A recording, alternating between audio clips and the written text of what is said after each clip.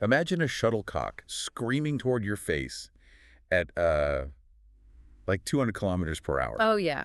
It's a terrifying physical reality. Right. And your brain just screams at you to swing. I mean, your coach's voice is literally echoing in your head going, get your elbow up. Exactly. But the crazy thing is, if you actually listen to that advice right in that moment, You're in trouble. you won't just lose the I don't- point. You might literally tear your shoulder apart. Yeah. And welcome to today's deep dive. It's an incredibly brutal reality check, honestly, for anyone who has ever stepped onto a court. We're starting right there today, validating that exact feeling of utter paralysis. Because if you've ever been jammed by a fast, flat clear where it feels like your arm is just glued to your side. Oh, totally. Like you have absolutely zero time to actually execute a proper swing. Right. Your physical sensation there is 100% accurate. And it's not just you being slow. No, not at all. It is not a lack of athletic ability on your part.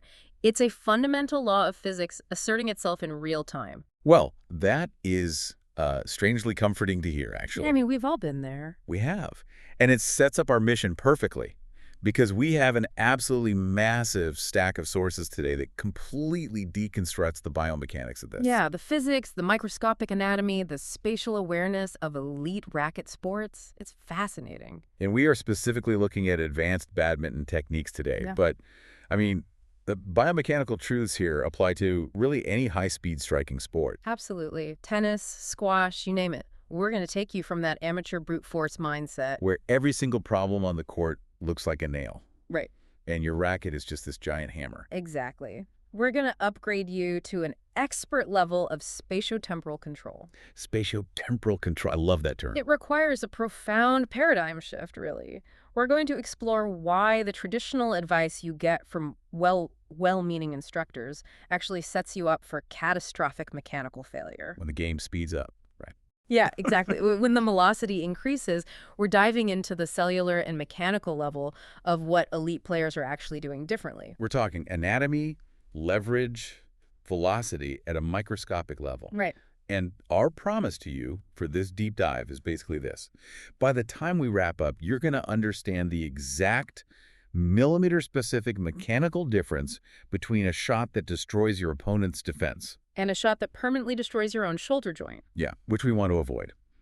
We're going to uncover what the sources are calling the grand unified theory of striking physics. It's a biomechanical system that completely redefines how humans generate power. We are tossing out that romanticized ideal of the perfect full swing. Because it's an illusion under pressure, we're examining how the human body can literally reconstruct its kinetic chain in, fractions of a microsecond to survive high-pressure environments. Well, let's start with the root of the problem, that whole no-time dilemma. Right. Because we have all been programmed with the exact same sequence since our very first lesson, haven't we? Oh, absolutely. The coach stands there, feeds a shuttle high into the air, and recites the gospel. Always turn sideways to the net, raise your elbow high, make sure you lead with that elbow. Drop the racket head down so you're scratching your back. Right, scratch the back, and then swing your full arm through.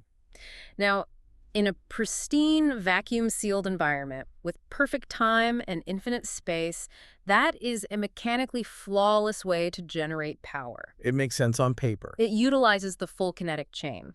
But the danger arises because traditional instruction often drills this into players as a rigid, universal law. Like you have to do it every single time. Exactly. Players are conditioned to execute this massive, multi-step sequence regardless of the velocity or trajectory of the incoming object. But a real match isn't a vacuum. No, it's chaos. The sources introduce a concept here called a time-space squeeze, which I think is just brilliant. It's a great term. Because when your opponent fires a fast, flat clear directly at your chest, they aren't just trying to hit a piece of cork past you. No, they are launching a tactical strike on your physical resources. They're actively stealing the physical time and the physical space your body requires to unfold that textbook full swing. A fast, flat clear is fundamentally a weapon of compression. It compresses your reaction window to near zero. Wow. And when you're caught in that intensely squeezed state, and your brain defaults to forcing that traditional elbow-raised, arm-pulled-back movement. Because that's what you were taught? Right. You are stepping onto a biomechanical landmine. The sources don't mince words here. They literally call it a suicide swing. And it is. When you break down the geometry, the term feels entirely justified. Let's walk through the anatomy of that failure. You're jammed, the shuttle is practically touching your shirt, but you force your elbow up and back anyway. Because you're desperately trying to find power. Right. What is actually happening to the body in that moment? Well, it initiates a disastrous cascade of mechanical errors. It culminates in what the biomechanical sources label a secondary injury. Wait, let's look at the geometry first. What do you mean? By forcing your elbow up and trying to pull your arm back to initiate a full swing when the shuttle is already occupying your airspace, you're artificially lengthening your swing path. Oh, I see. You're trying to take the scenic route around a massive track when the finish line has already moved behind you. The phrase secondary injury implies there's a chain reaction, Right. right? Like the initial mistake is the forced elbow movement, but the actual damage happens downstream. That is the crucial distinction. Because you artificially lengthen the swing path, your overall physical movement slows down dramatically relative to the speed of the shuttle. Because the shuttle is moving in a straight line. Exactly. The shuttle is moving linearly, but your arm is moving in a complex multi-joint arc. So it takes way longer. Right. By the time your shoulder fires and your racket head finally begins its forward journey, the striking point has already fallen behind your body's vertical axis. You're totally late. You are no longer hitting an object in front of you. You're awkwardly reaching backward, contorting your shoulder joint to try and salvage a collision. I really want to paint a picture of how absurd this is mechanically for everyone listening. When you hit a shuttle that is behind your body while attempting to swing your full, heavy arm, your shoulder takes an unbelievable amount of localized force. It's massive. It's literally like trying to parallel park a city bus at 60 miles per hour. That's a perfect analogy. You're attempting to force a massive, heavy lever, your entire swinging arm into a tiny disappearing spatial window at maximum velocity. The physics simply do not compute.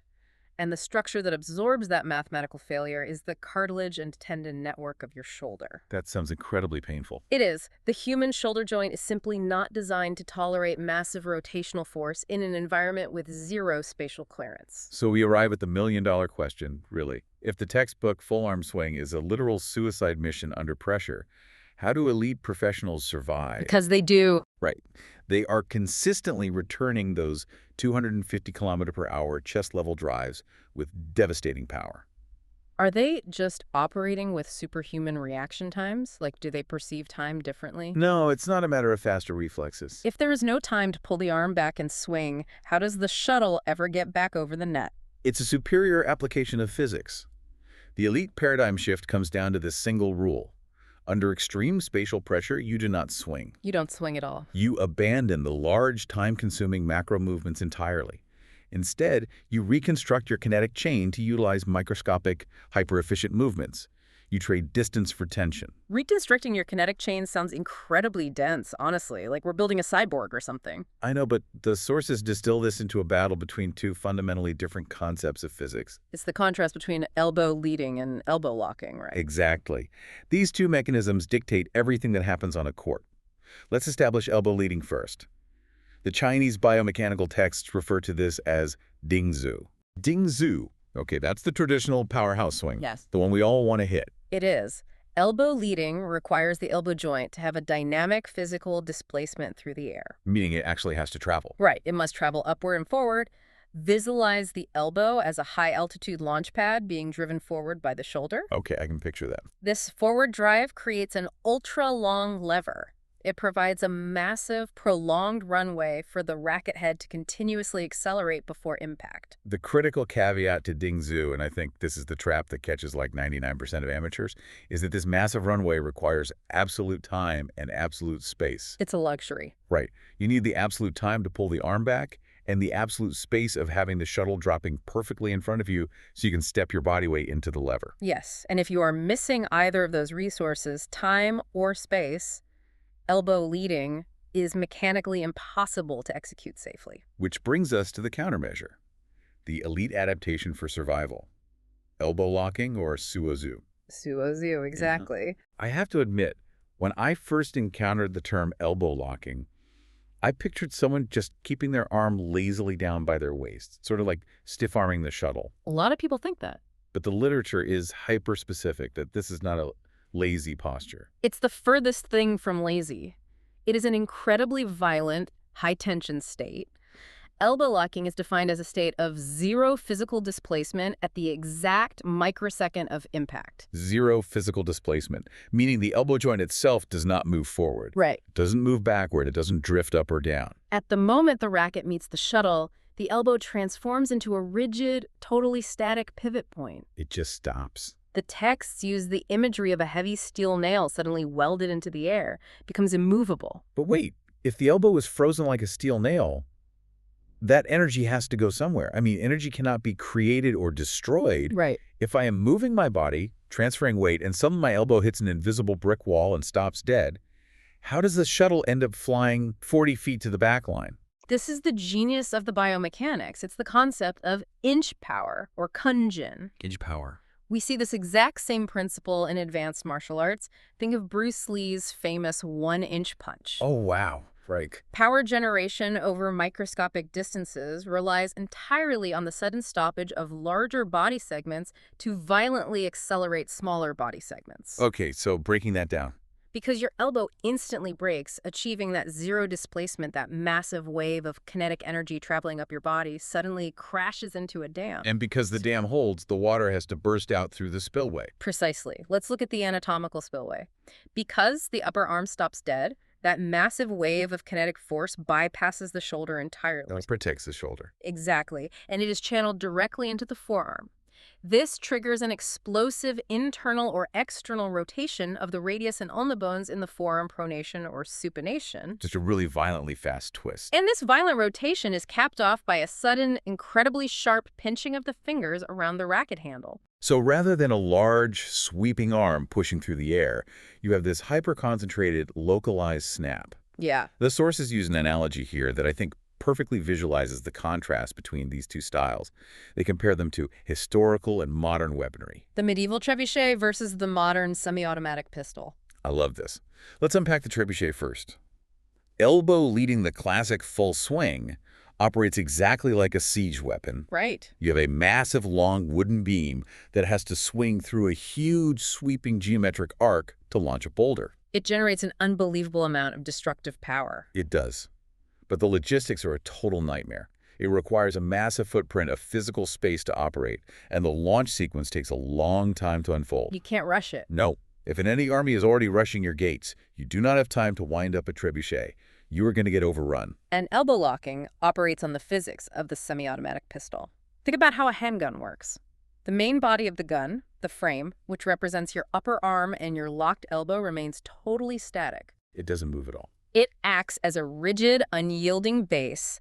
All the explosive force, all the action is generated by microscopic internal mechanisms. The slide, violently slamming back, the firing pin snapping forward. The forearm rotating and the fingers pinching. It is a high-frequency, lightning-fast explosion that takes place over a physical distance of maybe 2 or 3 inches. That's incredible. And all of that localized violence is safely anchored by the static zero-displacement elbow joint. You don't throw the gun at the target to make the bullet go faster, right? Obviously not. You hold the gun perfectly still to maximize the internal explosion. That is a phenomenal way to visualize it. Okay. So we understand the semi-automatic pistol, the locked elbow. But I want to challenge the geography of this lock. Okay, sure. If locking the elbow is a survival mechanism, a way to break and create a static pivot when we are rushed, does that only happen in a defensive crouch? Because my immediate mental image is a player squatting down, locking their arm against their hip to dig at a smash. That is perhaps the most pervasive misconception among club-level players.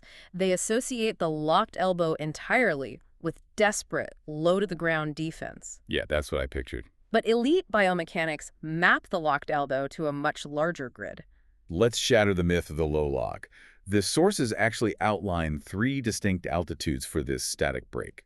To clarify the contrast, first, the dynamic trebuchet swing must occur at a high altitude to create a steep downward angle for a smash. Right, obviously. But the semi-automatic pistol, the zero-displacement lock, is altitude independent. It operates effectively at low, mid, and high elevations. Let's walk through the 3 zones, starting with the low lock, since that's the most intuitive one. The low lock is your primary defensive shield against extreme velocity. Imagine facing a smash aimed directly at your shins. Okay. In this microsecond, your upper arm literally glues itself to your rib cage. Your ribs become the physical anchor for the gun frame, guaranteeing absolute zero displacement of the elbow. It's literally pinned to your body. From that locked, anchored position, the player relies entirely on a tiny rotation of the forearm and the pinch of the thumb and index finger to block, redirect, or even counter-drive the shuttle. Okay, so that's firing the pistol from the hip. What about the midlock? Right, the midlock. I have to imagine this is what we see in those insane viral videos of professional doubles players just firing flat drives at each other's chests. Exactly. The racket is just a blur, and it looks like their arms barely move. Are they relying entirely on forearm rotation there? That is exactly what you are seeing. The midlock dominates those hyperspeed flat exchanges mid-court. The upper arm is held rigidly static at chest height. It doesn't pull back at all. It does not pull backward to wind up, and it does not push forward to strike. It stays locked in midair, and the forearm acts like a high-speed spinning fan blade, just whipping horizontally back and forth around that static elbow pivot. It's just pure, localized rotational torque. Completely. But here is where the physics seem to contradict themselves a bit. The sources detail a third zone, the high lock. Yeah. They talk about utilizing a locked elbow high above the head for an offensive shot called the stick smash, or Deanne Shaw. The stick smash, yeah. Wait, let me play devil's advocate here. If the definition of a locked elbow is zero physical displacement, how did the elbow get 3 feet above my head in the first place? That's a great question. Isn't the very act of lifting my arm to the sky a massive physical displacement? It is a brilliant question because it forces us to distinguish between positioning and striking. The paradox disappears when we divide the timeline of the movement into two distinct phases. Yep. The waiting phase and the striking phase. Walk me through the timeline of the stick smash then. The displacement you were talking about, raising the arm, elevating the elbow to the sky, occurs entirely during the waiting phase. Oh, while the shuttle is still in the air. Exactly. The shuttle is falling from a high trajectory and you are maneuvering your body underneath it while lifting your arm. During this phase, you are engaged in pure spatial positioning. So no power is being generated yet. Zero kinetic power is being generated for the strike, and no energy is being loaded into the racket. You are simply taking the semi-automatic pistol and placing it on a high shelf. Just getting the arm up there doesn't count as the swing. It's just staging the equipment. Exactly. But the defining characteristic of the semi-automatic pistol reveals itself in the microsecond of the strike. When you actually hit it. When the racket is millimeters away from the shuttle, that high elbow suddenly acts like a rigid brake suspended in the sky. It locks tight. Wow. There is no backward bowing of the upper arm to gather momentum, and there is absolutely no forward muscling of the shoulder. It just freezes. The upper arm freezes completely. The power for the stick smash is derived purely from that sudden, rigid stop high in the air, which forces all the stored kinetic energy to crash into the elbow wall and whip the forearm and fingers downward. You produce an incredibly steep, razor-sharp, downward offensive shot without ever actually swinging your arm in the traditional full-path sense. It is a high-altitude break. That completely flips the script.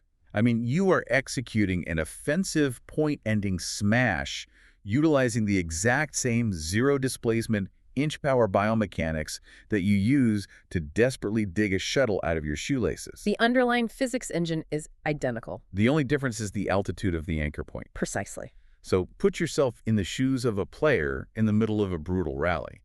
You now understand the physics of these two fundamentally different tools, the massive dynamic trebuchet and the static hyper-efficient pistol. Right. But you only have fractions of a second to decide which one to use before the shuttle hits the floor. The ability to process that decision is what separates a world-class player from a very good club player. Amateurs just guess, right? Amateurs tend to guess. Or worse, their ego defaults to one style regardless of the incoming threat. They always want to hit the big smash. The sources we are looking at outline an elegant framework for this, which they call a spatiotemporal decision-making matrix. Which sounds like we are navigating a spaceship through a wormhole, I know. Right. But thankfully, the sources strip away the jargon and break this matrix down into something incredibly intuitive, a traffic light system. The traffic light system is the ultimate mental model for spatiotemporal awareness. Let's decode the lights. Starting with the green light. What constitutes a green light environment, and what is the biomechanical response? A green light indicates absolute structural luxury. Luxury, I like that. You have perfect time and perfect space. Your opponent has hit a high, slow, defensive lift. You have seconds to get your feet perfectly positioned behind the shuttle, and the object is dropping comfortably in front of your body's vertical plane. It's a gift. It is the optimal setup. When your brain registers a green light, the correct action is to unleash the trebuchet. So the big swing. You activate the full dynamic elbow lead, the dingzu. You allow the elbow to travel its massive trajectory. You engage deep torso rotation, and you execute a devastating full smash or a heavy penetrating clear. You have been given the time and space to build the massive runway, so you use every inch of it. Exactly. Green light equals maximum dynamic movement. So what triggers yellow light? The yellow light flashes when your spatial luxury is compromised. Perhaps your opponent hit a flatter, faster shot that rushed your footwork. You're a bit hurried. The shuttle is still technically in front of your body, but your time is severely compressed and your balance isn't perfectly set. The runway is disappearing. Yes. In a yellow light environment, the biomechanical law is absolute rule.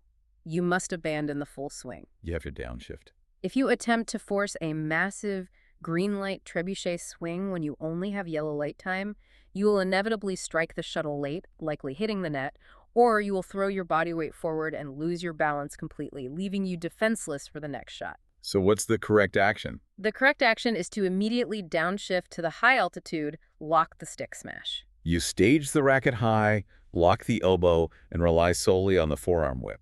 By utilizing the locked elbow, you maintain downward offensive pressure on your opponent without overcommitting your center of gravity. You stay balanced, you stay in the rally, and you still produce a dangerous shot.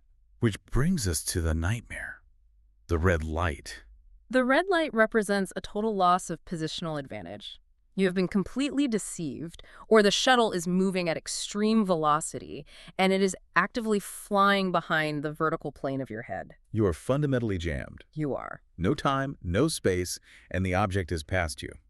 What is the protocol? The red light protocol begins with a non-negotiable ban on all downward attacks. None. You cannot execute a full smash, and you cannot execute a stick smash. Because if you try to hit downward on an object that is physically behind your shoulder, you are either going to drill it straight into the floor on your own side of the net, or you are going to literally rip your rotator cuff trying to find the angle. Both outcomes are highly probable, unfortunately. In a red light scenario, survival overrides attack. The only acceptable action is to employ a low or high locked elbow, absolute zero displacement, and utilize inch power to execute a flat push or a high defensive flick clear deep to the opponent's baseline. You don't try to win the point. You just lock the elbow, snap the forearm, and buy yourself 2 seconds of airtime to run back to the center of the court. Exactly. The goal is to reset the rally from a state of emergency back to a neutral state. Now, implementing this matrix requires a massive psychological shift. Human nature on a court is largely driven by ego. Huge factor. I guarantee there are players listening right now who see a red light, they know the shuttle is behind them, and their inner dialogue says, no, I am strong enough, I'm going to smash this anyway. Oh, all the time. They treat every single shot like a green light. And that amateur ego is precisely what elite opponents weaponize. A smart player will intentionally feed you fast, flat, yellow, and red light shots, banking on the fact that your ego will force a full green light swing. They beat you into it. They know you will compromise your posture, hit a weak shot, and give them a simple put away.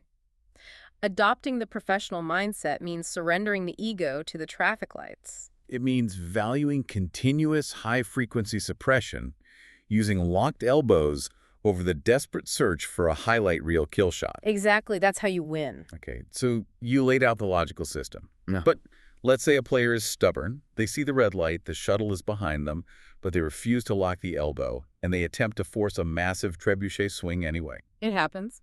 Physiologically, what is the actual price their body pays for that stubbornness? Let's get into the anatomical disaster of ignoring the matrix. Well, to truly grasp the severity of the injury, we first need to examine a very specific, terrible habit that amateurs develop when they realize the game is getting too fast for their full swing. What's that? The biomechanical sources identify this as the zombie-ready position. Zombie-ready position. It sounds horrific, and I have a feeling the reality of it is even worse. What does a player look like when they do this? It usually happens when a player is panicking under pressure. In a misguided attempt to quote-unquote save time, They preemptively raise their arm and lock their elbow high in the air while they're waiting for the opponent to hit the shuttle. Oh, just holding it up there. They literally stand on the court looking like a zombie with his arms raised rigidly, believing this pre-staged posture will allow them to strike faster. I can see the flawed logic there. They're thinking, if the coach wants my elbow up, I'll just keep it up all the time. That way I don't waste milliseconds lifting it when the shuttle gets here. Right. Why is this such a physiological catastrophe? Because it creates a state of continuous isometric contraction. Meaning the muscles are engaged but not moving. Yes. When you hold your heavy arm rigidly elevated in the air, your deltoid muscle, the large muscle capping the shoulder, and the smaller rotator cuff muscles underneath it are firing relentlessly just to fight gravity and hold the arm in place. Wow. But because the arm isn't moving, the muscle fibers aren't lengthening or shortening. That is the definition of an isometric hold. The muscles are constantly screaming, but nothing is moving. And this constant high-level tension before the shuttle even crosses the net induces immediate severe stiffness throughout the entire shoulder complex. That makes sense. But the real danger is geometric. If we look at the anatomy of the shoulder, the humerus, the upper arm bone, sits inside a very shallow socket called the glenoid cavity. Okay, picturing that. Above that socket is a bony roof called the acromion. The space between the arm bone and that bony roof is called the subacromial space. It is incredibly narrow, only a few millimeters. And what's inside that tiny space? Crucial architecture. The bursa sac, which provides lubrication, and the tendons of the rotator cuff. Oh, no. Yeah. When you hold your arm in that tense zombie isometric contraction, the constant firing of the deltoid muscle actually pulls the humerus bone upward, physically shrinking that subacromial space. So the bone moves up into the roof. The bones are pulled dangerously close together. Man. So you are deliberately crushing the tiny space that houses your vital tendons right before you attempt a violent explosive swing. You are creating a structural choke point, and that leads to the mechanical failure. By preemptively raising and freezing the arm, you have dismantled your own kinetic chain. How so? You have essentially drawn a heavy longbow back to its absolute maximum tension and then just stood there, shaking. Oh, like holding a drawn bow for 10 seconds. Your arm fatigues, you lose the fluid transfer of energy, and when you finally release the string, the arrow just sort of flops out. Exactly. You have consumed your acceleration runway before the race even starts. Because your elbow is already fixed in its terminal position, it has nowhere left to travel to generate dynamic momentum. Right, there's no runway left. When the shuttle arrives, you command your body to smash, but the kinetic energy is blocked. A shot that was intended to be a 300-kilometer-per-hour smash devolves into a weak, pushing motion driven solely by the fatigued, pinched muscles of the shoulder. But a weak shot is the least of your worries here, right? Yeah. Because the texts highlight a specific swinging action that is basically the ultimate injury generator, the final boss of shoulder destruction. They describe it as the rear trailer arm swing. This is the catastrophic outcome of ignoring the red light. Okay, what is that?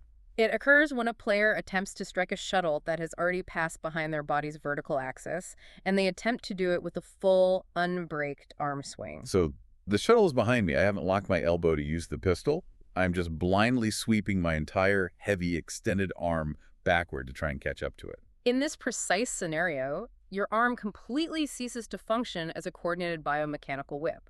Instead, it transforms into a rigid, heavy iron bar being yanked violently backward by massive centrifugal force. And what stops that heavy iron bar from simply ripping backward out of the socket and flying into the bleachers? That is the terrifying part. The primary structures forced to decelerate that massive, swinging iron bar are the tiny, delicate supraspinatus and infraspinatus muscles of the rotator cuff at the back of the shoulder joint. Oh, God. Let me bring in an analogy to convey the sheer scale of this mismatch. Relying on your tiny rotator cuff muscles to halt the unbraked full-speed swing of your entire arm, it is literally like attaching a standard rubber bicycle brake pad to the wheels of a 300-ton bullet train traveling at top speed and expecting it to stop smoothly. That is a highly accurate representation of the force disparity. It's just impossible physics. The kinetic energy generated by the unbraked trailing arm is exponentially larger than the tensile strength of those small stabilizing muscles. The result is not a matter of if, but when. When it snaps. It leads directly to micro-tearing of the tendons, severe bone-on-bone impingement in that shrunken subacromial space, and chronic debilitating pain. The rear trailer arm swing is an act of biomechanical self-destruction. So swinging a straight arm behind the body is a guaranteed ticket to the orthopedic surgeon. This brings us to perhaps the most critical anatomical revelation in this entire deep dive. The safe zone. Exactly. If swinging backward out of alignment shreds the shoulder, what is the anatomical target we must aim for? Where exactly in space should our arm be operating to generate power without pain? We are entering the realm of a medical concept that serves as the holy grail for longevity in striking sports, the scapular plane. The scapular plane. I think most people, myself included, assume that our shoulder joints just move in straight lines, like either flat across our backs like we are pinned against a wall, or straight out to the sides like a T. And that assumption is precisely why so many amateur athletes require surgery. Really? If you examine the human skeleton, the shoulder blade, the scapula, does not sit perfectly flat against the back of the rib cage. It doesn't. No, the rib cage is curved, so the scapula is naturally angled forward. In a normal human, it sits at an angle between 30 to 45 degrees relative to the flat frontal plane of the body. So the socket itself is pointing diagonally forward, almost like it wants to give someone a hug rather than pointing straight out to the side. That is exactly right. And this diagonal axis, this 30 to 45 degree angled window in front of your body, is the golden safe zone. As long as your upper arm bone operates exclusively within this specific plane of movement, the mechanical efficiency of the shoulder joint is perfectly optimized. What makes that specific diagonal angle so magical, though? Remember that tiny subacromial space we talked about earlier, the one that gets crushed in the zombie position? Yeah, the choke point. When your arm moves within the scapular plane, the humerus bone has maximum possible clearance beneath the acromion roof. Oh. Furthermore, the tendons of the rotator cuff are perfectly aligned without any twisting or artificial tension. Meaning, as long as I can find my arm movements to that diagonal space in front of me, I completely eliminate the risk of that horrific bone-on-bone impingement. Yes. Within the scapular plane, no impingement can occur, regardless of how violently or explosively you accelerate your arm. That's amazing. The joint structure is literally aligned to handle massive force in that specific geometry. A practical rule of thumb provided by the biomechanical experts when you are preparing to strike: if your upper arm is in the correct plane, you should be able to clearly see your own elbow in your peripheral vision without having to turn your head. If I can't see my elbow, it means it has drifted too far back, I have broken the plane, and I am officially in the danger zone for impingement. Exactly. This actually ties everything together perfectly. It leads directly to what the sources call the grand unified theory of striking mechanics. It is a beautiful synthesis, really. When we overlay the biological reality of the scapular plane onto our two physics concepts, elbow leading and elbow locking, the entire puzzle solves itself. Let me see if I have synthesized this correctly. A full green light smashed in the massive trebuchet swing is anatomically safe because the elbow is dynamically sliding into the scapular plane from the side and then heavily braking the moment it reaches that safe zone, allowing the forearm to whip forward. Precisely. The dynamic runway of the swing happens into the boundary of the safe zone. And a yellow light stick smash the high-altitude pistol is safe because the elbow is placed directly into the scapular plane during the waiting phase, and it statically locks right there, never leaving the safe zone at any point during the strike. You have decoded the unified theory. Both strokes, despite utilizing entirely different physics engines, strictly obey the absolute biological boundary of the scapular plane. That is the secret to longevity. That is why professional athletes can execute 400-kilometer-per-hour smashes for a 15-year career without their arms falling off, while a weekend warrior develops chronic impingement after a single month of sloppy play. The elite players never let the elbow drift behind the plane. Never. Okay, I have to throw the ultimate reality check at you here. Okay, let's hear it. This all sounds pristine on paper. Keep the arm 45 degrees in front of you. Stay in the safe zone. But matches are chaos. What if I am playing a highly skilled opponent? I get completely tricked, my footwork fails, and the shuttle is already screaming past my head, actively flying behind my body. A true red light scenario. Yes. If I rigidly obey your rule and keep my arms safely in that 45-degree angle in front of me, I am literally just going to swing at empty air while the shuttle lands on the floor behind me. You would. How is it physically possible to hit an object that is behind you without moving your arm backward out of the safe zone to reach it? This is where we transition from pure anatomy into what the biomechanical analysts delightfully refer to as space magic. Space magic. Because logic dictates that if the object is behind you and your tool must remain in front of you, a collision is impossible. It is a geometric paradox. It is a paradox unless you realize that you have the power to change the geometry of the universe relative to the object. The universe. We're getting very existential here. What does that mean practically? It means that elite players do not bend their arm backward out of the scapular plane to reach a jammed shuttle. Instead, they bend their universe. Bend their universe. They radically and violently alter the orientation of their entire body through extreme torso and footwork compensation. Let's visualize this. Let's take the forehand side first. The shuttle is jammed. It is physically passing my right shoulder. How do I bend my universe? You execute 3 massive physical adjustments simultaneously in the span of a microsecond. Okay. First, you violently suck your stomach in as if you are bracing to take a heavy punch to the gut. Second, you execute a rapid scissor kick backward with your legs. Third, you dramatically arch and tilt your spine backward and laterally away from the shuttle. so I am effectively performing a midair matrix dodge. Yeah. Physically contorting my core backward, away from the object. Yes. By physically throwing your entire torso backward and tilting your center of gravity, you have instantly changed the relative coordinates of the shuttle to your body. You didn't move your arm backward. No, you moved your entire body backward beneath the shuttle. Ooh. Hmm. So the shuttle that was technically behind my vertical center a microsecond ago is suddenly back in front of my chest. It has re-entered my forward vision zone. Exactly. You manipulated your body in 3-dimensional space so that the shuttle essentially fell back into your scapular plane. Your arm never had to break the rules. That's brilliant. The shoulder remains perfectly protected, and you can still execute a devastating locked elbow strike using inch power. That is mind-bending. But let's tackle the one everyone truly hates. Yeah. The deep backhand corner.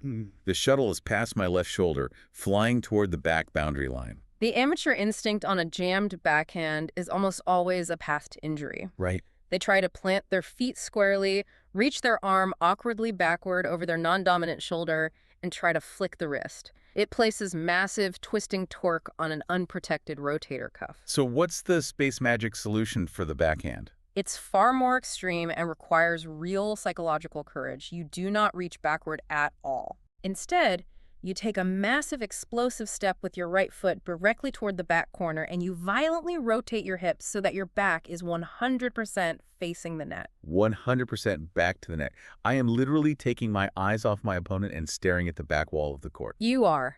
I think that is why amateurs hate it. There is a deep psychological terror in turning your back on a threat. It feels like you are surrendering. It absolutely triggers a primal discomfort.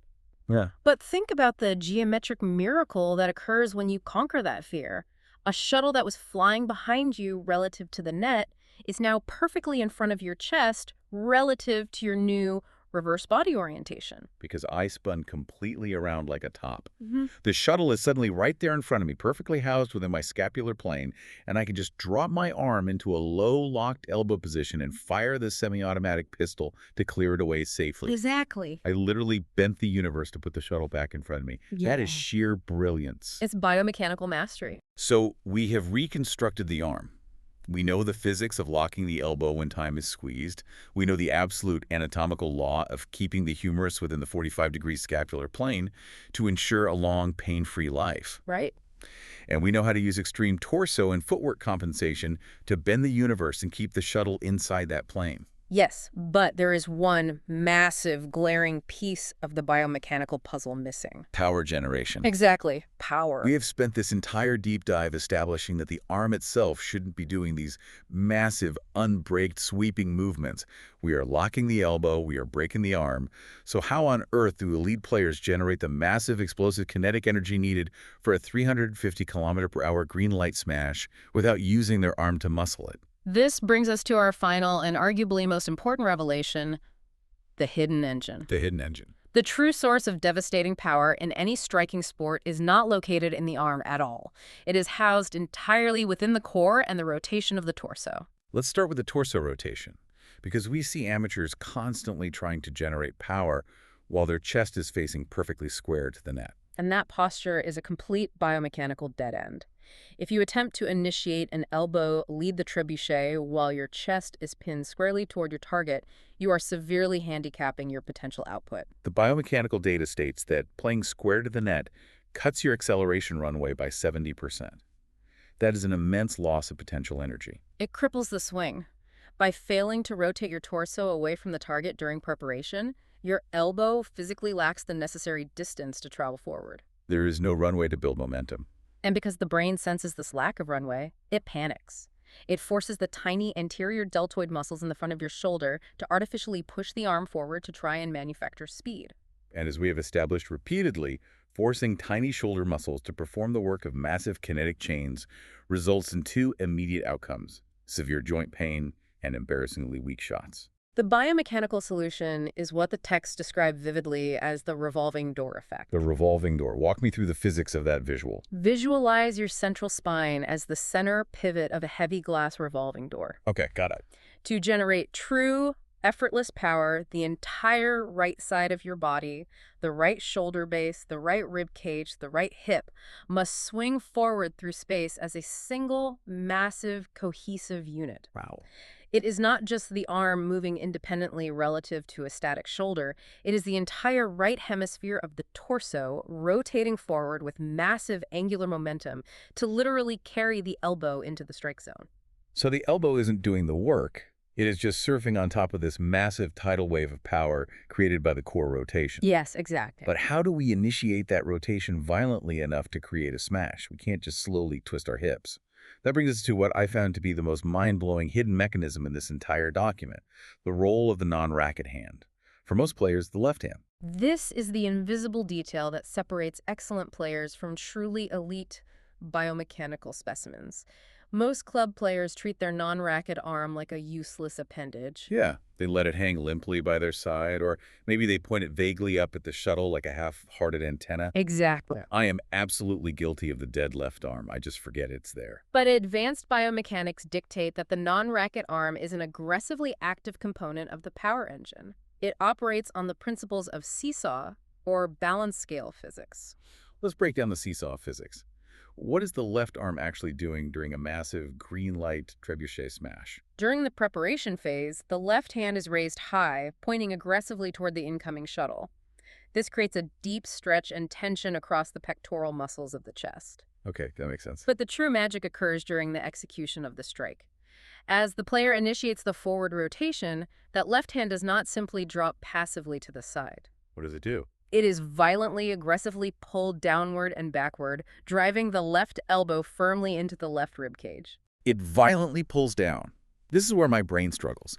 How does pulling my left arm down toward my waist make my right arm swing harder toward the sky? It is a direct application of Newton's third law of motion. For every action, there is an equal and opposite reaction. Your left and right shoulders are connected by your collarbones and upper spine, effectively creating a rigid seesaw pivoting on your central spinal axis. The seesaw. When the left side of that seesaw is violently yanked downward and backward by the heavy muscles of the left arm and back, that massive kinetic force is transferred across the spinal pivot point. And that forces the right side up. It physically forces the right side, the right shoulder and the striking elbow to shoot upward and forward with explosive catapult-like speed. So I am actively using the massive latissimus dorsi and core muscles of my left side to literally catapult my right arm forward. That is unbelievable. I am not pushing my right arm forward at all. I am pulling my left arm backward so violently that the right arm has absolutely no choice but to fire forward. Exactly. It is a full-body rotational whip, initiated, governed, and accelerated entirely by the non-racket arm. Incredible. But the brilliance of this anatomical mechanism does not end with power generation. The downward pull of the left arm provides a critical, perhaps even more essential, secondary benefit for the human body. And what is that? It functions as a massive, full-body emergency brake. Wait, a brake. We just used it to accelerate the right arm to maximum velocity. Why do we want a brake in the middle of a smash? Recall our earlier discussion about the catastrophe of the unbraked rear trailer arm swing. We established that in order to safely transfer kinetic energy into the racket and protect the delicate structures of the shoulder joint, the arm's forward momentum must be decelerated. It must brake. Right. If the system doesn't brake, the tiny rotator cuff muscles get shredded trying to stop the heavy iron bar. Precisely. When your left arm pulls down violently and pins itself rigidly against your left ribs, it instantly anchors your entire torso. It stops the massive high-speed rotation of the spine dead in its tracks. Ooh, I see it now. The left arm pulling down isn't just the catapult, it is the emergency brake for the entire revolving door. Yes. By suddenly and rigidly braking the massive rotation of the torso, using the large, powerful muscles of the core, the obliques, and the left side of the back, the immense shock of deceleration is absorbed by the strongest, thickest parts of the human body. And because the massive torso breaks so suddenly, all of that pent-up rotational energy is violently whipped out into the right arm. And simultaneously, because the core muscles absorbed the foundational braking force, the right shoulder joint is completely spared from having to absorb the violent follow-through of the swing. The left arm and the core take the structural hit, so the delicate right shoulder doesn't have to. That is an absolutely phenomenal example of biomechanical design. The left arm acts as both the ignition switch, the accelerator, and the emergency brake for the right arm. It is the ultimate hidden engine of human power. So let's take a breath and summarize the incredible journey we have been on today. We started by confronting the pervasive myth of the perfect full swing, realizing that blindly forcing a trebuchet into a fast-paced, squeezed environment is a recipe for an agonizing rotator cuff tear. We transitioned from that amateur brute force mentality into understanding the absolute necessity of spatio-temporal awareness, the traffic light matrix. Recognizing that when time and space are compressed in yellow and red light scenarios, we must surrender the ego and abandon the full swing. We learned the physics of survival, mastering the zero-displacement locked elbow, the semi-automatic pistol. We now understand that true speed under pressure comes from creating a static pivot point and utilizing the localized violent whip of inch power. Whether that lock is anchored low near the ribs for defense or suspended high in the sky for a stick smash. We uncovered the non-negotiable anatomical imperative of the scapular plane. The profound realization that as long as we confine our striking arm to that 30 to 45 degree golden safe zone in front of our body and use extreme torso and footwork space magic to bend the universe when we get jammed, we can play at maximum intensity pain-free. And finally, we discovered the hidden engine of the non-racket arm and core rotation. Using the left side of the body as a biomechanical seesaw to catapult the right side forward, and utilizing it as a massive full-body emergency brake to protect the striking shoulder from the extreme forces of deceleration. It represents a complete, ground-up deconstruction of striking physics. It shifts the entire focus away from the isolated, dangerous movement of a single arm and reveals the microsecond, full-body coordination of the human machine interacting with space and time. It truly is a grand unified theory. It is, and absorbing all of this leaves me with a final, somewhat provocative thought for you to ponder long after you take your headphones off. I love these. We so often assume in life, both in sports and in our daily pursuits, that absolute freedom, large, unrestrained, sweeping movements is the ultimate source of power. We always want to take the full swing. We want the big wind-up. Our instinct tells us that bigger motion equals stronger impact. Yeah, that's human nature. But the physics of the locked elbow, the explosive reality of inch power generated by suddenly breaking the kinetic chain, teaches us the exact opposite. It reveals that true devastating impact does not come from unrestrained flailing motion. It comes from sudden, rigid constraint. The power is actually born in the exact microsecond where the movement is forced to stop. Wow. So I leave you to mull over this. How often in our lives does placing a hard limit, a sudden boundary, or a rigid brake on our scattered energy actually create the most powerful, intensely focused impact we're capable of? Sometimes the absolute most powerful thing you can do is lock the joint, plant your feet, and let the construct do the work. That's a great thought. Thanks for joining us on this deep dive.